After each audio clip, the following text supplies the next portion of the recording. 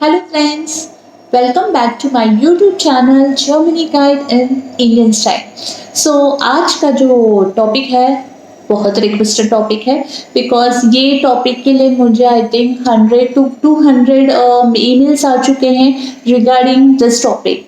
So I thought कि क्यों ना आज इस टॉपिक पे हम वीडियो बनाएं सो दैट सबको इस चीज़ की इंफॉर्मेशन मिल चुके. सो एनी गेस की टॉपिक क्या है? Okay, let me tell you कि टॉपिक क्या है. So the topic is about Germany में सैलरी कितनी मिलती है. मैडम मैं टीचर हूँ, मुझे सैलरी कितनी मिलेगी. इंजीनियर हूँ, so what is the salary I will get. I am a doctor, I am a nurse, so what is the salary I will get. So today's blog is regarding all this thing. So video till and so that you have a complete information की what is the salary levels that you will get if you are coming to Germany.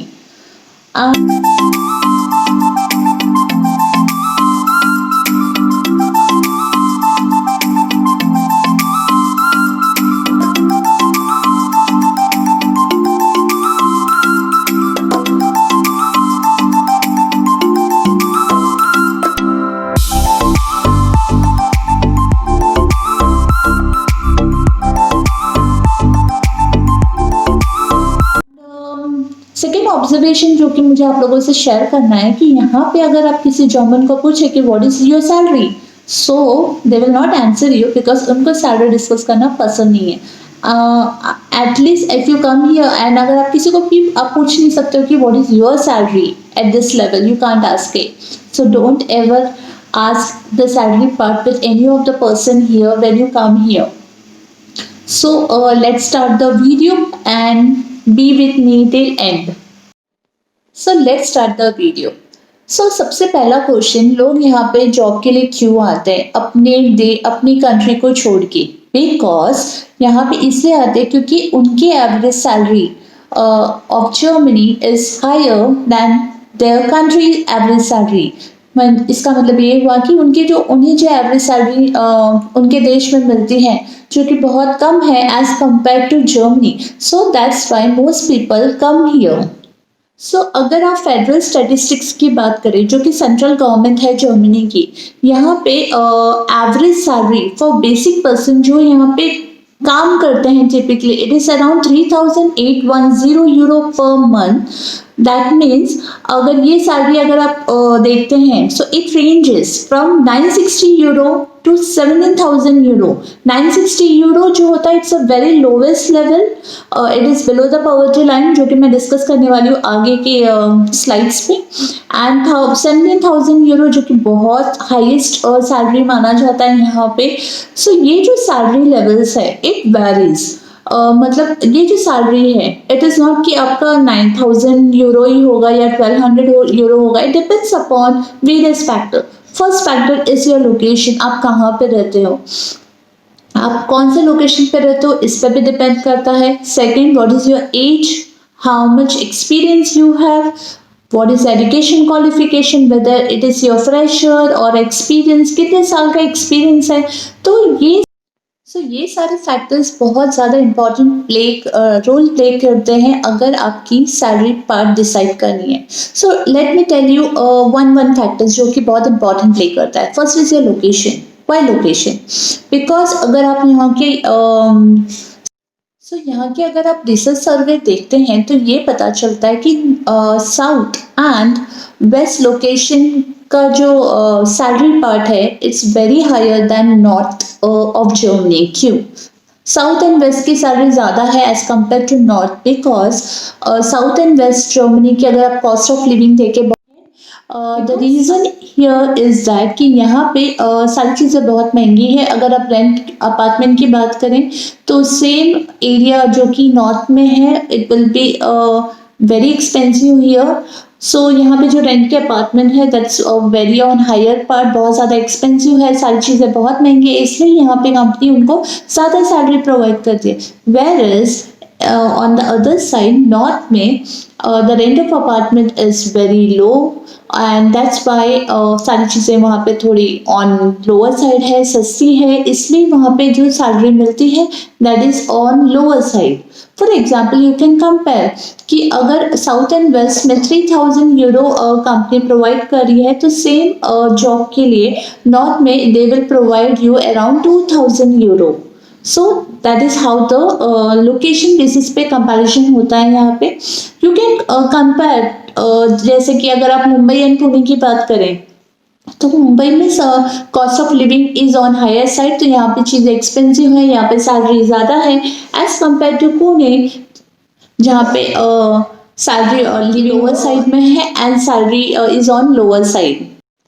सो चलिए जानते हैं कि यहाँ पे poverty line कैसे consider किया जाता है. पॉवर्टी लाइन का मतलब ये होता है कि इतना सैलरी गवर्नमेंट को देना ही देना है, इससे कम वो नहीं जा सकती है. सो अगर यहाँ पे पॉवर्टी लाइन कंसिडर किया जाए इट्स 1000 यूरो पर मंथ, मतलब इससे नीचे गवर्नमेंट नहीं जाएगी. एंड मिनिमम वेजेस की बात करें so it is 9.38 euro per hour. So it's illegal for a government अगर वो इससे कम देती है. सो इतने हावर्स एंड इतना यूरो पर मंथ गवर्नमेंट को देना ही देना है. So that is what the poverty line calculation यहाँ पे ऐसा है. तो अगर आप 1000 यूरो का कैलकुलेशन करेंगे एग्जैक्टली इन इंडियन रुपीज कितना है, इट इज लाइक दैट कि राइट नाउ अगर कन्वर्जन रेट देखें सो 1 euro is around 86. So 86,000 rupees per month यहाँ पे गवर्नमेंट को देना ही देना है, इससे कम वो जा नहीं सकती है. But 86,000 is a gross salary. Gross salary में बहुत सारी चीज़ें इन्वॉल्व होती है जो आफ्टर डिडक्शन आपको नेट सैलरी मिलती है. So there are many insurance and taxes जो कि इन्वॉल्व होते हैं ग्रॉस सैलरी में, जो after deduction net salary is different than the gross salary. So don't consider कि यहाँ पे ग्रॉस सैलरी बहुत ज़्यादा है एंड आपको इतना ही मिलेगा. सो सारे इंश्योरेंस टैक्सेस सब कट होने के बाद आपको नेट सैलरी मिलती है. So net salary is different than the gross salary here. And यहाँ पे जो भी सैलरीज मैं आपको बताने वाली हूँ ये सारी चीज़ें ग्रॉस सैलरी होगी एंड इट विल वैरी. ये जो भी मैं आपको सैलरीज बताऊंगी रिस्पेक्टिव प्रोफेशन की, it will vary experience, location and many other factor जो कि वैरी हो सकते हैं. It just for an idea part कि यहाँ पे सैलरी अप्रॉक्सीमेटली कितनी मिलती है. So let's take out. अगर आपको पता करना है कि आपकी नेट सैलरी कितनी मिलेगी from gross salary, so there is a salary calculators जहाँ पे आप आपके ग्रॉस सैलरी डाल के यू कैन फाइंड आउट कि आपकी नेट सैलरी कितनी मिलेगी. सो जिसका लिंक मैं डिस्क्रिप्शन बॉक्स में दूंगी, so you can go through it. So चलिए जानते हैं कि salary of low skill workers के क्या है यहाँ पे. पहली बात, लो स्किल वर्कर्स में कौन कौन इंक्लूड होता है. लो स्किल वर्कर्स में कैशियर, बारटेंडर्स एंड जो कि हावरली वेजेस पे यहाँ पे काम करते हैं वो सारे लो स्किल वर्कर्स में इंक्लूड होते हैं. Which also include maids, cleaners, ये सारे लोग, कुक्स जो कि हावरली बेसिस पे काम करते हैं. So hourly basis are classified into 3 types अगर बोला जाए तो. So first is part time job, full time job and mini job. Part time job जो होता है it depends on 9.38 euro per hour के बेसिस पे. सपोज वो 4 घंटे के काम करते हैं तो उसके हिसाब से उनको कैलकुलेशन करके मिलता है. सो पार्ट टाइम जॉब्स की अगर आप बात करते हैं तो it is 20 hour per week it is allowed and 120 days full day and 240 days half day जो कि अलाउड है, जिसमें आप अराउंड 600 टू 1000 यूरो आप कमा सकते हैं.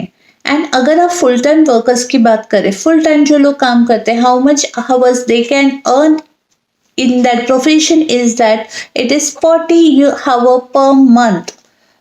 They can work and they can earn the salary of 1500 euro per month, which is approximately 1,30,000. So this is for how the full time wages जो कि यहाँ पे दिया जाता है एम्प्लॉय को.